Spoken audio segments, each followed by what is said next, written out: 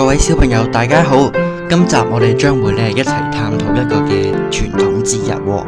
咁啊，呢個節日我哋會以熱鬧啦、喜慶啦，迎接新嘅一年去形容佢嘅喎。咁啊，大家聽到新一年咯喎，咁即係話一個嘅節日，OK， 代表嘅顏色好似圖片顯示啦，紅色嘅。咁啊，大家估唔估到係乜嘢嘅節日呢？估唔到唔緊要，我哋再睇睇日曆先喎。今個月就係2月啦。咁2月有3日，17、18、19，咁啊都係紅日嚟嘅喎，即係公眾假期啦。咁點解佢係公眾假期啊？佢標示咗紅色嘅喎，咁啊冇錯啦。咁其實係農曆新年啦。咁啊佢象徵咗新嘅一年嘅開始啦。咁啊但係農曆新年嘅時候，我哋又會做啲乜嘢啊？大家最期待嘅一定係利是啦喎，咁所以今日就會同大家講講到底利是有啲乜嘢嘅傳統呢？佢同現代傳統同現代嘅分別有啲乜嘢嘅比較之下，有啲乜嘢嘅特別之處啊？而且佢又代表啲寓意咗啲乜嘢呢？咁所以我哋今日嘅主題就係農曆新年紅包傳統與現代的祝福之禮。事不宜遲，咁就即刻開始啦。咁大家喺圖片所見到有隻年獸喺度喎，到底喺度做緊乜嘢啊？咁其實佢寓意緊啲乜嘢呢？先同大家講講佢嘅起源先，利是嘅起源。咁其實年獸係有歲嘅威脅嘅喎。相傳古代有兇猛嘅年獸啦，喺除夕夜出門，專門嚇一啲熟睡緊嘅小朋友嘅喎，即係瞓緊覺嘅小朋友，咁你應該會好驚啦。但每家每戶都非常之擔心喎。而第二個傳說就係八仙嘅神奇守護。八角銅錢就化作為八仙嘅神聖光芒，驅趕年獸，保護孩子嘅平安。呢個就係壓歲錢嘅由來。咁大家知唔知道壓歲錢係咩嚟嘅呢？咁其實壓歲錢就係我嚟擺喺床下底啦，咁就用利是封住嘅，跟住再擺啲錢入去啦，咁就擺喺床下底嘅喎，咁就壓住佢，咁我哋就叫做壓歲錢啦。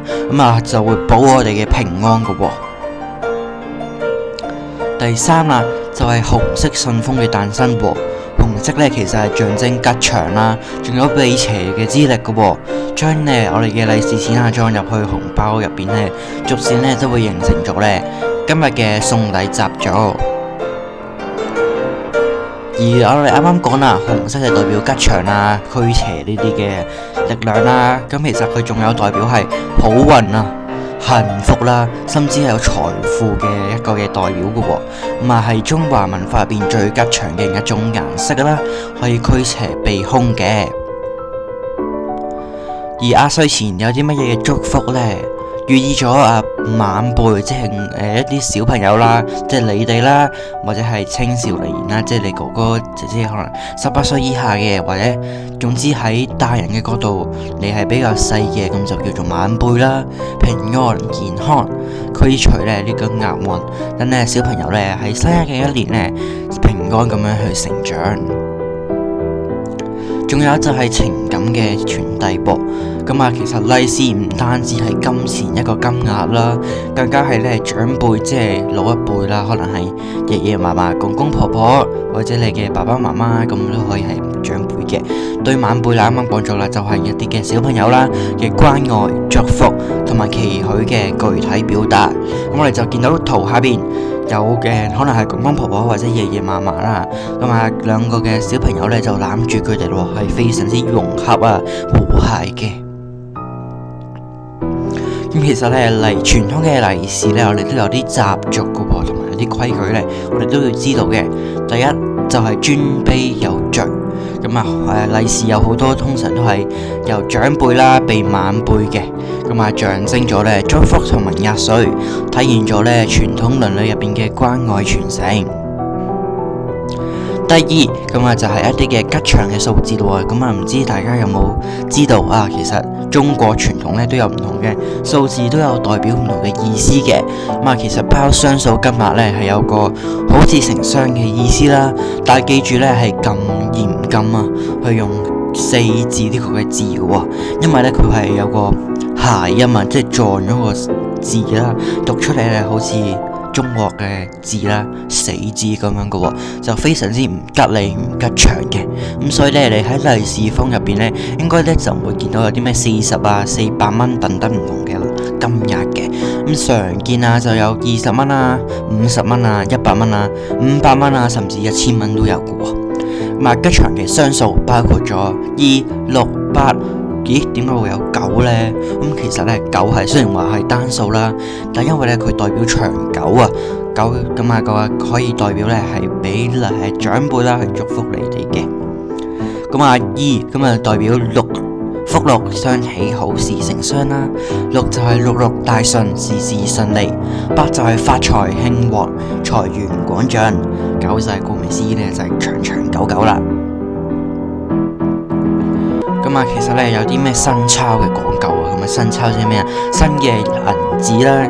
咁啊，其實第一啦，你嘅利是封嘅袋咧係一定唔可以重複嘅使用啦，因為我哋一定要係用新嘅噶嘛，唔可以去重複用啦。咁啊，你嘅銀紙咧都要係新嘅，所以咧你喺新聞嘅時候成日聽到話銀行咧喺呢個禮拜啦已經開始去唱新銀紙咯喎。咁所以你嘅爸爸媽媽咧可能都去到銀行咧去唱錢啦。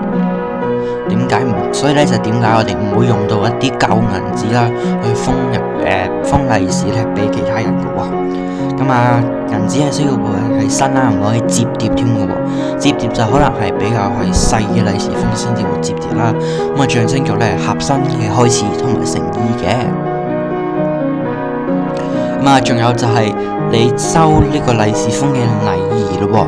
我收到利是嘅時候咧，應該係雙手恭敬咁樣去接受啦，避免當場去拆呢個嘅利是啦，與呢啲財運流通嘅，表達翻你尊重同埋謙卑之心。咁啊，尊重翻個長輩啦。咁其實咧喺利是嗰度咧都有唔同嘅地域咁嘅地區嘅差異啦，同埋佢嘅稱呼嘅。第一喺台灣入邊咧，咁啊我哋就叫做壓歲錢嘅，咁啊注重係家族嘅倫理啦，長輩俾晚輩嘅壓歲錢係新年咧非常之重要嘅儀式啦。金額會隨住咧年齡增長而遞增嘅喎，體現咗咧關愛同埋期許。咩叫隨住年齡遞增啊？即係你例如話啦，你係5歲嘅、9歲嘅，咁5歲咁咪你嘅金額可能係500蚊，9歲咪900蚊咁樣咯，即係隨住你嘅年齡喎。咁啊10歲就1000蚊，11歲就1001蚊咁樣啦。咁啊有啲遞增嘅情況出現咗啦。咁喺香港方面我哋就叫做利是啦，啱都成日講咩利是啦，咁就係我哋講嘅紅包啦，係啦。咁啊範圍咧係非常之廣泛嘅喎。咁我哋喺香港入邊，除咗俾我哋嘅親戚啊親友之外咧，仲會俾鄰居咧，即係你嘅住喺你隔離嘅朋友仔啦。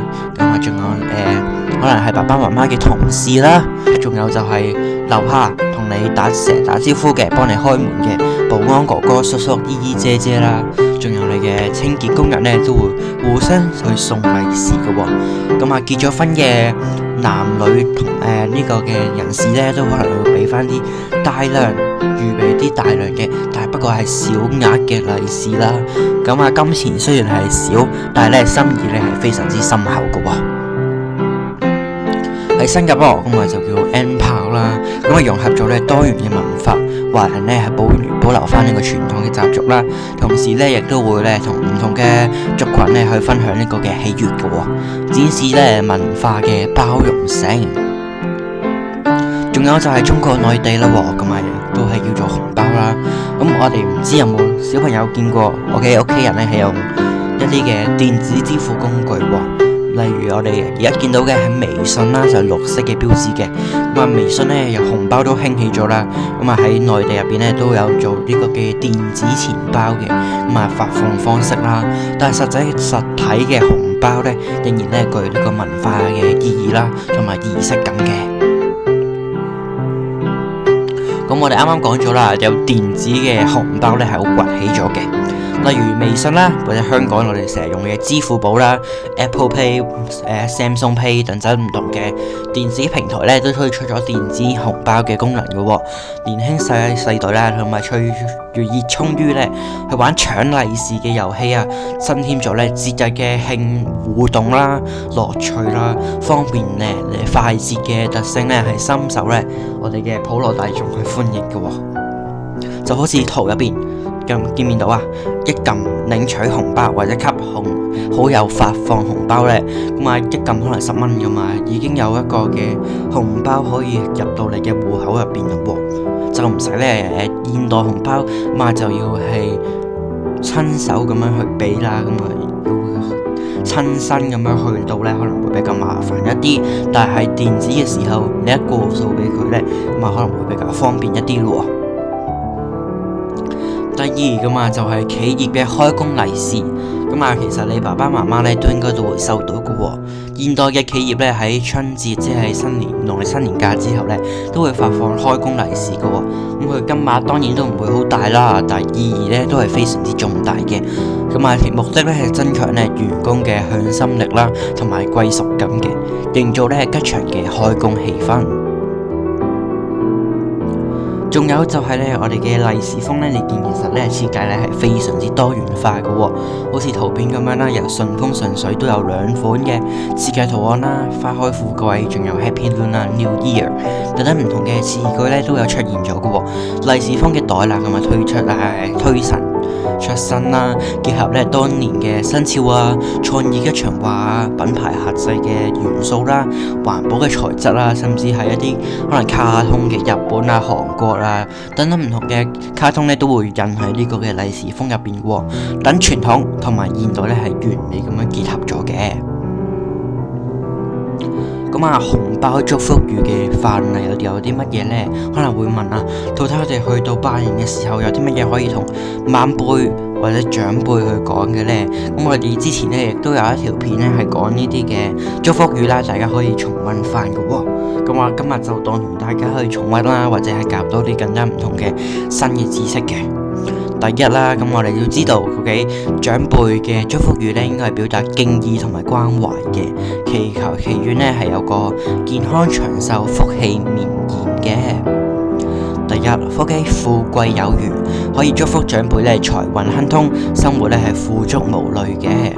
第二，五福臨門，長壽、富貴、康寧、好德、善終，五福齊聚，福壽全相傳。願長輩咧係福氣滿盈、健康長壽，仲有就係歲歲平安，身體健康就最普通啦，招財進寶、年年有餘，咁呢啲都係一啲唔同嘅祝福語啦，或者我哋可以特別啲係講今年馬年馬到功成啦、一馬當先、行大運等等唔同嘅祝福語，你都可以講嘅喎。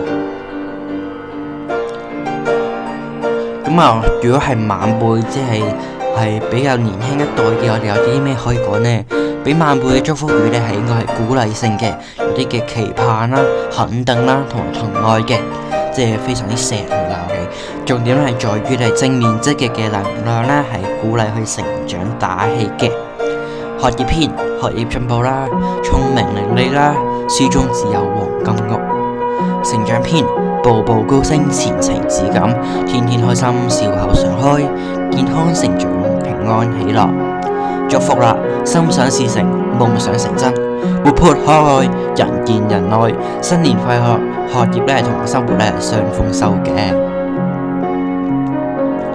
咁啊，同現代意義有啲乜嘢嘅情感連結呢？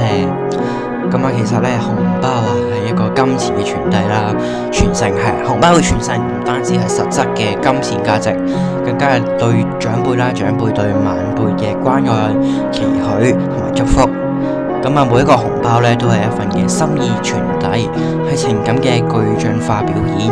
喺物質富裕嘅現代社會入邊，紅包嘅情感價值永遠咧係超過本身金錢嘅自身嘅。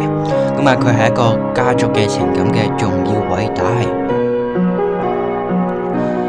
咁啊，其次就係佢有個傳統同埋科技嘅並存啦。實體紅包同埋電子紅包喺現代社會中咧和諧共存。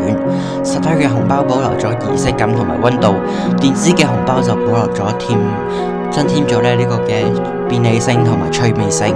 農曆新年嘅紅包文化，無論係形式點樣轉變都好，咁其實咧都係持續凝聚住家庭同埋社會嘅情感。咁啊，等文化咧係傳承入邊咧係能夠創新咁樣延續嘅。咁其實我哋有啲乜嘢嘅永續流傳啊？第一，OK 就係溫暖嘅象徵。咁啊，紅包係農曆新年最溫暖嘅祝福象徵啦，承載住咧千年嘅文化智慧。第二就係傳統嘅創新喎，等我哋咧喺傳統尊重嘅傳統入邊有個基礎嘅創新啦，繼續咧傳遞幸福同埋好運。好，今集咧就嚟到呢一度啦，咁啊我哋下一集再見啦。咁啊，祝大家新年快樂，學業進步，財源廣進，合家幸福，馬年行大運。大家記住要 comment、like、share 同埋 subscribe 我哋嘅 YouTube channel。我哋下條影片再見啦，拜拜。